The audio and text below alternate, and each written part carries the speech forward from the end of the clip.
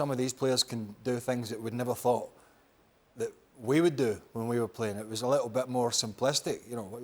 Let's hold a press conference and sign a contract, blah, blah, blah. But yeah, things have changed. Look, as Pablo was said, you know, Barcelona are having their issues at the moment. But to me, and people in Italy and England and other countries will argue, to me, the two big Spanish clubs have always been, in my opinion, the biggest draw for the top players. Now, there are other great clubs around the world, of course there are, but I've just felt that, yeah, it's been cyclical, you know, Juventus and the Milans and these other clubs, but the two Spanish giants have been a huge draw and continue to be a huge draw, particularly Real Madrid. And I think for those reasons, now's the right time. As difficult as that is for PSG, I think now's the right time in his career. I think, as Jules was saying a few days ago, he's given PSG a number of years that maybe they didn't even think they were going to get that long, who knows. And I think it's a good time to move. It's a transitional period at Real Madrid. They've been hugely successful this season, but we still know that it's a rebuild. And he's a huge part of that. And I think for those reasons, eventually we'll probably see him make this announcement to go to Spain. Yeah, but Pablo, just going back to talking about what you'd do if you were Kylian Mbappe, wouldn't you want to stay at PSG to play with Lionel Messi?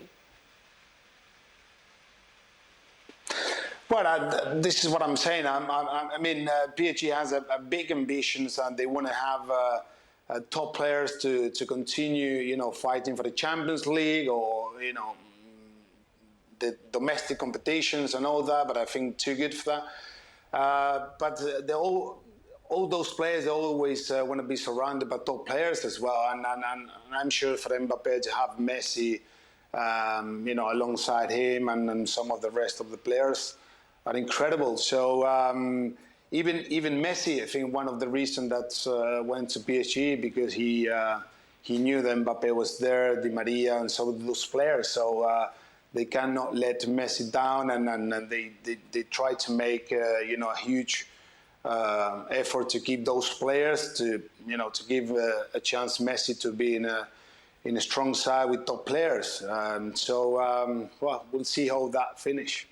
I don't think that's an argument now, really, or an angle. I think, you know, a few years ago, yeah, you'd have crawled over whatever to play, to be in the same team as that guy. I'm not suggesting you wouldn't want to be in the same team, but I think that allure has somewhat gone. He had a difficult season this season, or the season that's just about to finish, or has finished, and he's already talking about going to Miami. He's already talking about the next phase where, you know, let's be honest about it, that's kind of, you know, that's scaling it down, going to MLS from where he's been.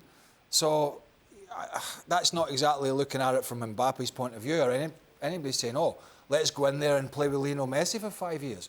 That's just not going to happen. He's thinking about where he's going to be to finish off his career and earn a nice bit of money and live in a nice country. And Kylian Mbappe has to do what's right for him. Oh.